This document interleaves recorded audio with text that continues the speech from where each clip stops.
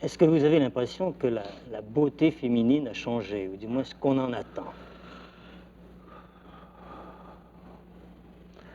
Un peu, mais pas beaucoup. Alors, quand vous avez une vedette comme Garbo, naturellement, ou comme Marlène,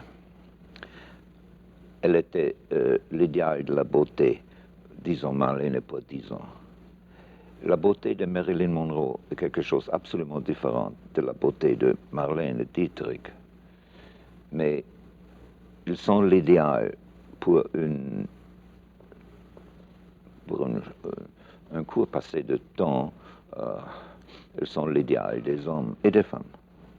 Et ça change, je crois. Mais est-ce que vous avez l'impression que cette transformation de l'idéal est faite par le cinéma? Enfin, si on pense par exemple à, bon, à l'influence de Garbo ou à Peut-être, l'influence... peut-être, vous savez, parce que si vous voyez un visage comme Garbo, et moi je ne me rappelle pas si on a vu quelque chose de ressemblable avant Garbo et après Garbo.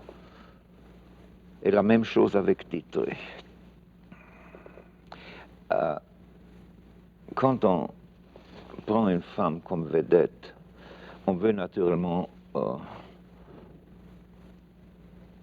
avoir une figure presque idéale pour votre audience. Et on cherche de trouver l'idéal cette femme qui est à peu près l'idéal de votre temps. Vous savez, il y a encore quelque chose, peut-être il y a un autre idéal en France et un autre idéal à l'Amérique du Nord. Ou si vous pensez à des vedettes françaises, Jean Moreau est un autre idéal comme Carina. Ça dépend, je crois, aussi des régions, de l'environ. C'est très, très difficile Mais je crois que les femmes sont toujours intéressantes. Toujours. Quelles que soient les époques. Dans toutes les époques, il y a une Cléopâtre, il y avait un Dubarry, il y avait... Mais c'est toujours des archétypes, ça. C'est toujours des... Non, je ne crois pas. Je ne crois pas. C'était des femmes qui tout le monde a adoré. C'était peut-être un pipe dream, comment est-ce que dit-on ça en France, une rêverie des hommes. Est-ce que les femmes, justement, sont des objets nécessaires de rêverie? Mais certainement.